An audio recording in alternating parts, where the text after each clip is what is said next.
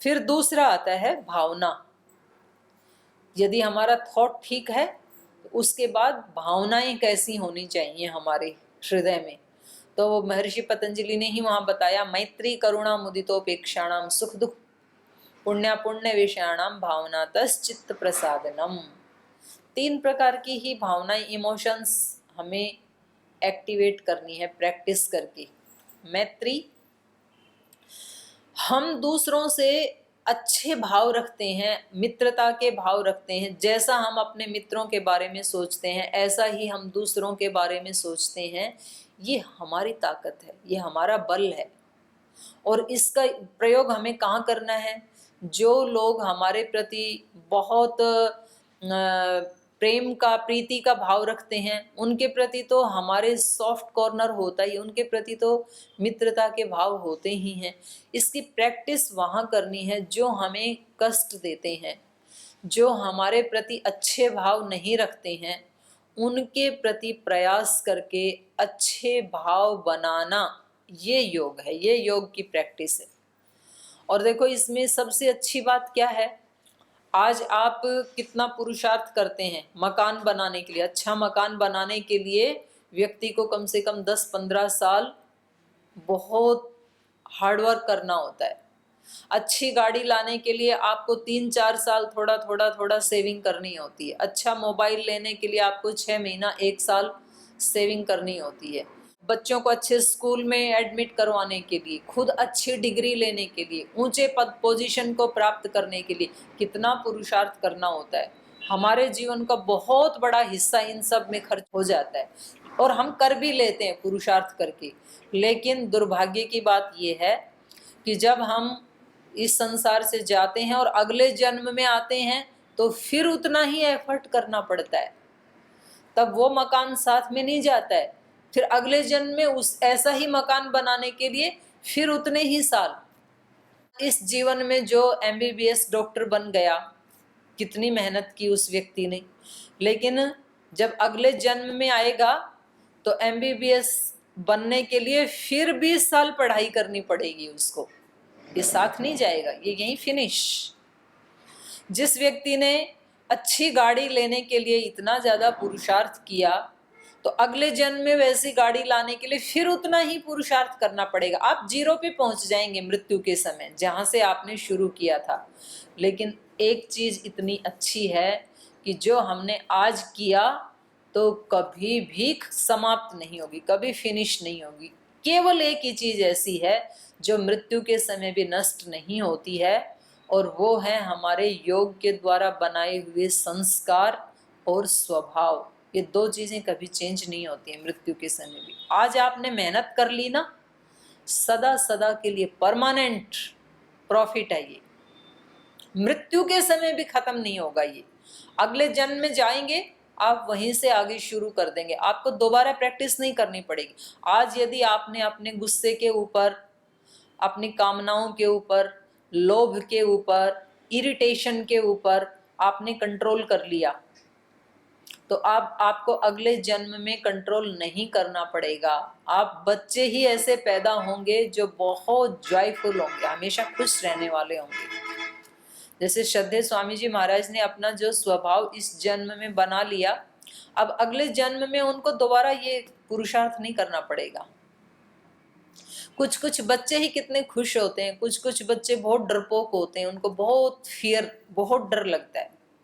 कुछ बच्चे बहुत जल्दी इरिटेट हो जाते हैं, वो नाराज हो जाते हैं, उदास हो जाते हैं। ये वही बच्चे हैं जिन्होंने पिछले जन्म में लास्ट तक भी अपने स्वभाव और संस्कार के ऊपर वर्क नहीं किया, केवल मकान, गाड़ी, मोबाइल, उसी के ऊपर ही वर्क किया, वो सब छूट गया।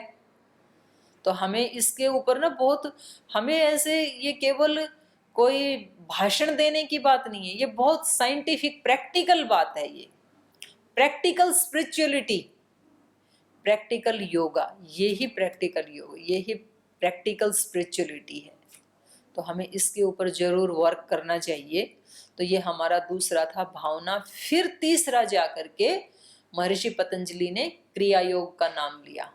पहला जो पाद है समाधि पाद, उसमें 2 जगह उन्होंने वर्क किया, थॉट के ऊपर, इमोशंस के ऊपर। मैत्री, करुणा, किसी दुखी को देखें तो हमारे दिल पिघलना चाहिए। ऐसे नहीं होना चाहिए कि मुझे क्या लेना, ये तो बहुत बड़ा संसार है, मैं किस किस के दुख दूर कर सकता हूँ। भावना तो कर ही सकते हैं, कम से कम दूर नहीं कर सकते हैं तो हमें क्रियात्मक योग, तपस, स्वाध्याय, ईश्वर प्रणिधानानि क्रिया योग। तो वहां पर बताया तप, स्वाध्याय और ईश्वर प्रणिधान। तो तप का मतलब क्या है?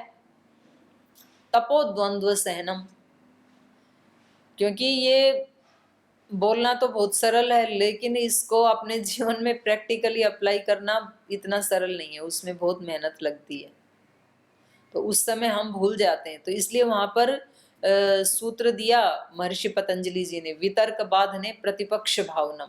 हमारे मन में वितर्क आते हैं। वितर्क मतलब जब इन्होंने मेरे साथ इतना बुरा किया तो मैं क्यों इनसे माफी मांगू, जब ये मेरे से नहीं बोलना चाहते हैं तो मैं क्यों इनसे प्रेम करूं, जब ये ही इतनी अपवित्रता के साथ बिहेव करते हैं, मेरे साथ मिसबिहेव करते हैं, तो मैं क्यों इनके सामने अपने आप को बहुत महान ग्रेट बना करके दिखाऊं।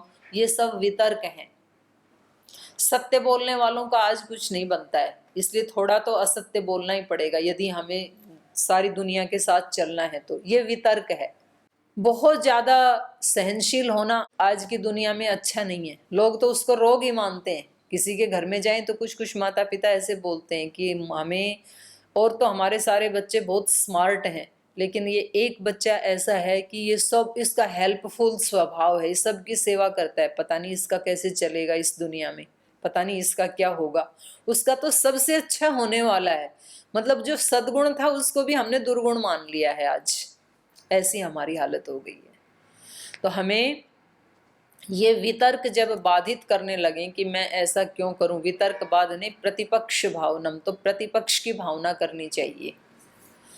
और वितर्क बाधने लगे मतलब हम कौन से दुख को हटाना चाहते हैं, कौन सा दुख हमारे जीवन में हटाया जा सकता है।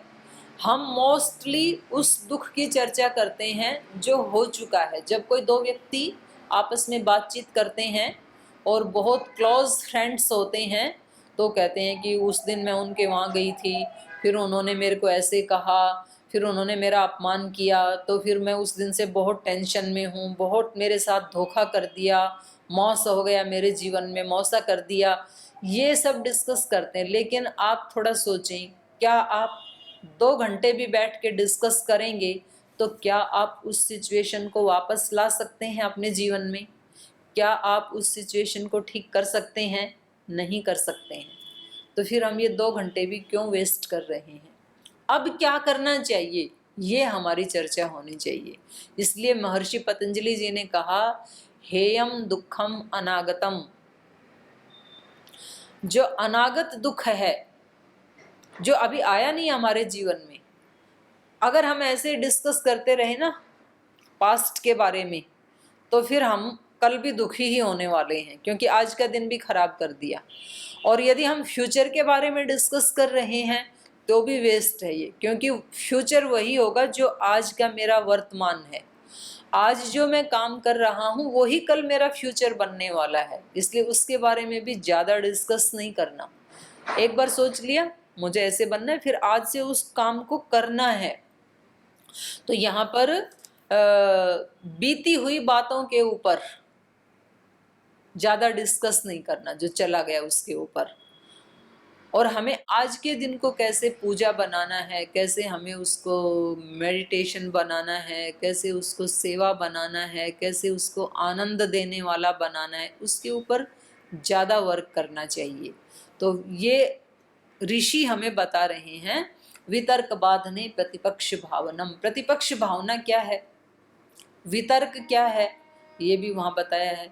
वितर्का हिंसादय कृतकारितानुमोदिता लोभ मोह क्रोध पूर्वका मृदु मध्य अधिमात्रा दुख अज्ञान अनंत फला इति प्रतिपक्ष भावनम।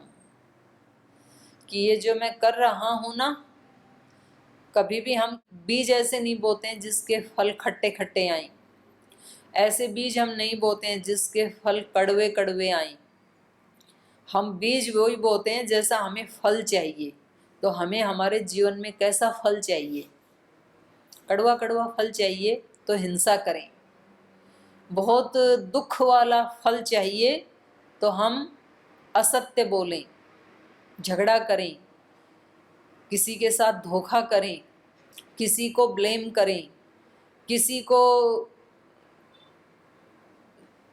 आगे बढ़ने के लिए किसी की चोरी करें, कुछ भी हम ये सब कर सकते हैं यदि हमें फल वैसा चाहिए तो। लेकिन किसी को वैसा फल नहीं चाहिए, कड़वा फल किसी को भी नहीं चाहिए। तो ये हमें ये सूत्र बताता है कि ये कैसे फल देने वाले। और देखो, एक सीड बोते हैं ना तो उसका एक ही फल नहीं आता है, अनेक फल आते हैं फिर उसके।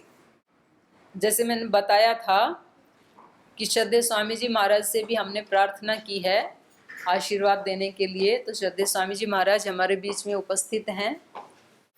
तो मैंने आपसे बताया था कि पूरा हमारा राष्ट्र इस समय एक संकट की स्थिति से गुजर रहा है और हम एक ऐसे संस्थान से जुड़े हुए हैं, एक ऐसे गुरु के अनुयायी हैं, शिष्य हैं कि इस सिचुएशन में हम अपने लिए और अपने राष्ट्र के लिए क्या कर सकते हैं। तो योग हमें भी बचाएगा और राष्ट्र को भी बचाएगा।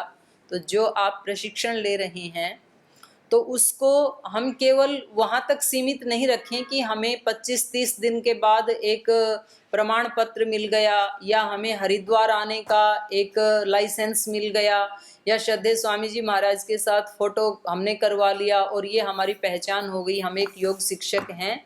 बल्कि जैसे श्रद्धेय स्वामी जी महाराज ने करोड़ों लोगों के जीवन में एक नई चेतना, एक नई प्रेरणा को भरा, उनके करोड़ों करोड़ों लोगों के जीवन के कष्टों को मिटाया, ऐसे हम 10, 20, 50, 100 अपने सामर्थ्य को बढ़ाते हुए इस प्रकार से अपने आप को एक योग शिक्षक, एक योग गुरु के अनुयायी के रूप में प्रस्तुत करने का प्रयास करें। तो फिर ये हमारा पूरा प्रशिक्षण माना जाएगा और उससे आपको भी बहुत आत्मसंतुष्टि मिलेगी। तो आप बहुत सौभाग्यशाली हैं। तो आप सब की तरफ से श्रद्धेय स्वामी जी महाराज के चरणों में प्रणाम करते हुए आशीर्वाद के लिए प्रार्थना करती हूँ। ओम। बहुत बहुत प्रणाम सबको। और हमारे भाई भंवरलाल आर्य जी से लेकर के सुजाता जी, आरती जी बहुत पुरुषार्थ करते हैं हमारे सभी भाई बहन कर्नाटक में। और तो कर्नाटक दा समस्त सहोदर सहोदरी यರಿಗೆ ನನ್ನ ಪ್ರೀತಿಪೂರ್ವಕ ನಮಸ್ಕಾರಗಳು।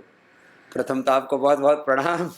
और जो योग आप सीख रहे, अब योग कहने से एक बहुत बड़ा सत्य हमारे सामने उभर करके आता है। अष्टांग योग, जिसको राजयोग भी कहा जाता है, ज्ञान योग, भक्ति योग, कर्म योग, फिर उसमें हठ योग, लय योग, मंत्र योग, सारे योग अंतर्निहित हैं योग शब्द में।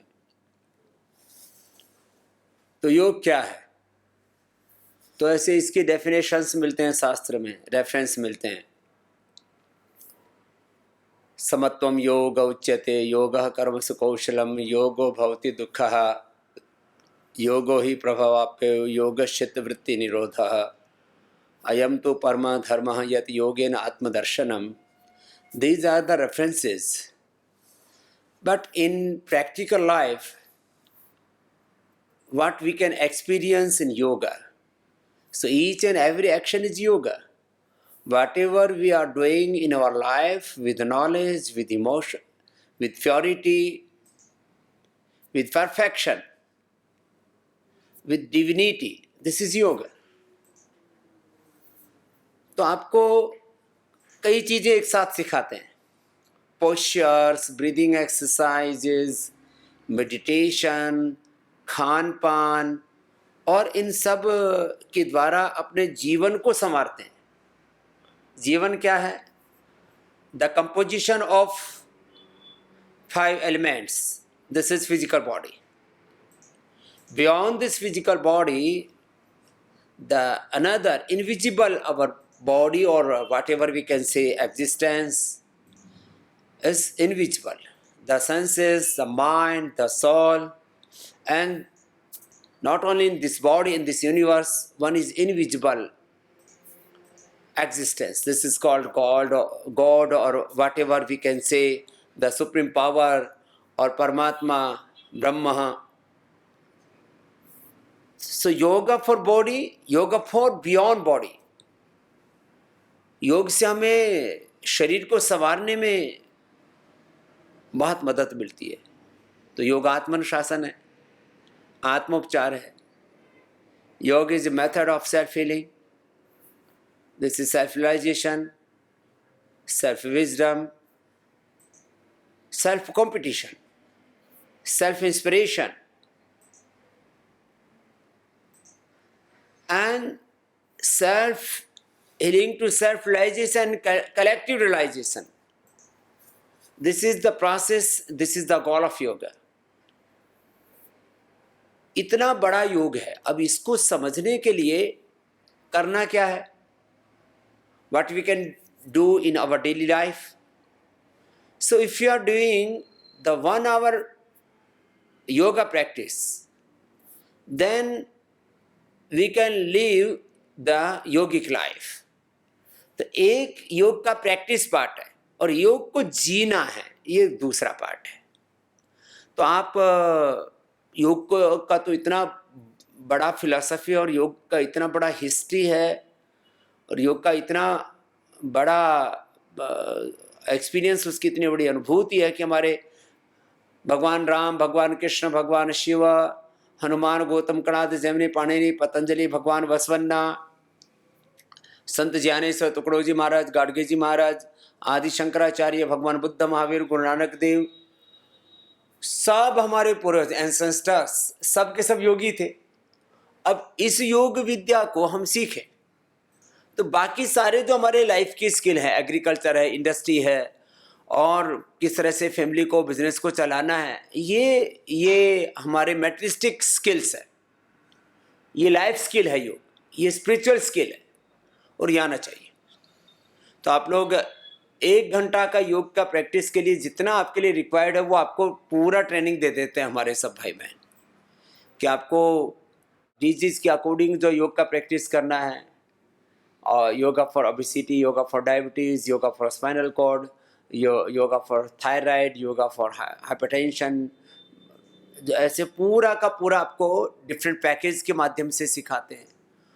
तो योगासन में, प्राणायाम में, मेडिटेशन में 1 घंटे का डेली आपको समय लगाना है और ये ज़रूरी है. जैसे 6 आवर्स का स्लीप आपके लिए ज़रूरी है, आपको और बहुत से कामों के लिए थोड़ा थोड़ा वक्त निकालना पड़ता है. तो 1 घंटा सबको योग के लिए देना है बस. एक तो ये मैं बात कहूँगा कि आप योग के लिए 1 घंटे का वक्त ज़रूर दें और इससे आपके जीवन का पोटेंशियल बहुत बढ़ जाता है.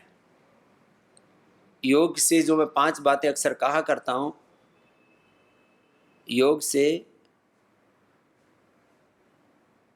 हमारा कंप्लीट एक्सप्रेशन होता है.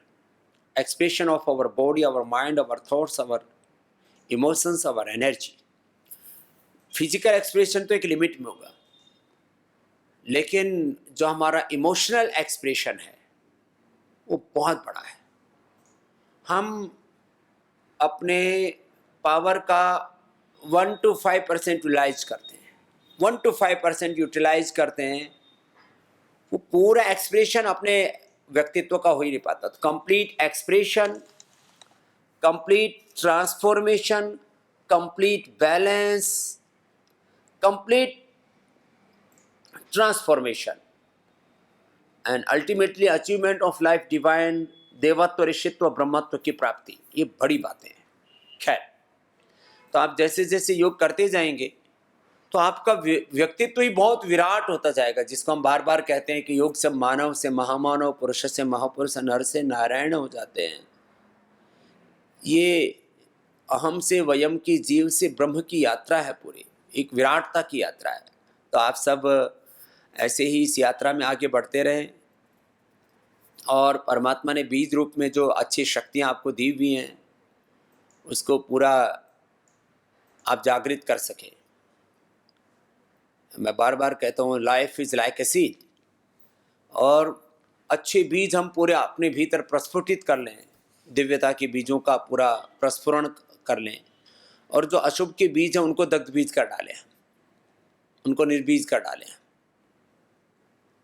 तो योग से तो फिर इस एक जीवन के अंदर ही सारी अनंतता हम पा सकते हैं, उसी अनंतता की, क्योंकि जीवन भी अनंत है, हमारे भीतर शक्तियां भी अनंत है। उस अनंतता की प्राप्ति को ही हमारे यहाँ पर मोक्ष कहा जाता है। मोक्ष जो है, मुक्ति, ये कोई एक नकारात्मक शब्द नहीं है। प्रथम दृष्टया जब हम देखते हैं तो मुक्ति माने छूटना, बोले भाई ये इस काम से मुक्ति हो गई तो ये मुक्ति मतलब ये छूटना ही नहीं है।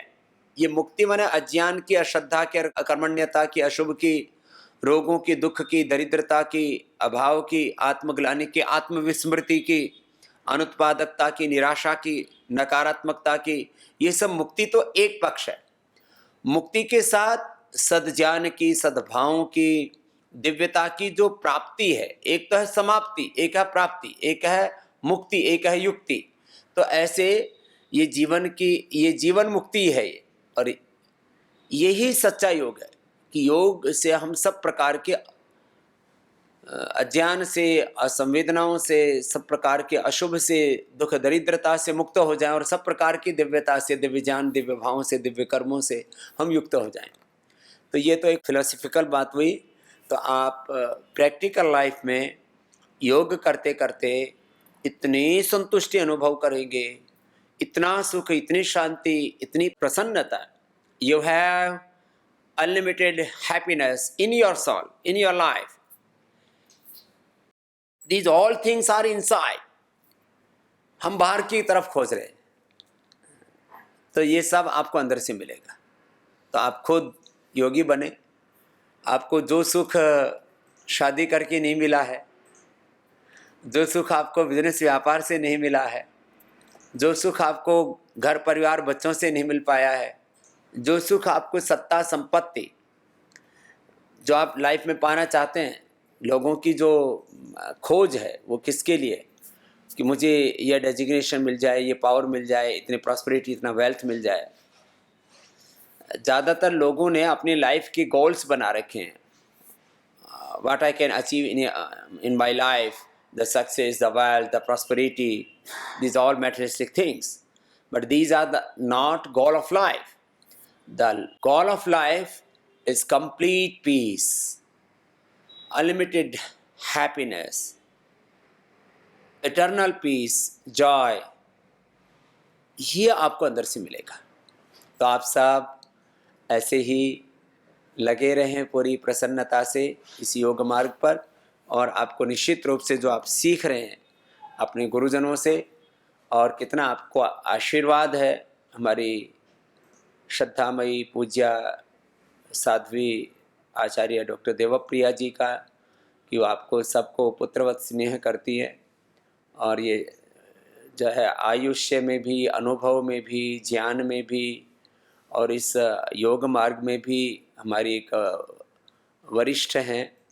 और ऐसे पवित्र आत्माओं की सन्निधि, उनका आश्रय, उनका आलंबन अपने को मिलता है, तो यही जीवन का कितना बड़ा सौभाग्य है। तो आप सब भाई बहन ऐसे ही निरंतर इस योग मार्ग पर आगे बढ़ते रहें। आप सबको मेरी बहुत बहुत शुभकामनाएं, बहुत बहुत आशीर्वाद। और इस मार्ग पर बढ़ते बढ़ते एक दिन आप भी इस जीवन की पूर्णता को ज़रूर प्राप्त करेंगे, और आपको स्वयं अनुभव में आएगा कि आज तक जिंदगी में जो कुछ आपने किया वो बहुत अच्छा है, वो श्रेष्ठ है। लेकिन योग ये श्रेष्ठतम है। योग हमारे जीवन की सबसे बड़ी विभूति है। Yoga is the ultimate achievement of our life. This is the ultimate wealth और प्रॉस्पेरिटी, और what we can say, this is the ultimate thing in our life. और आप खुद इसको एक्सपीरियंस करेंगे। आप सब इतने श्रद्धा भक्ति भाव से जुड़े हैं।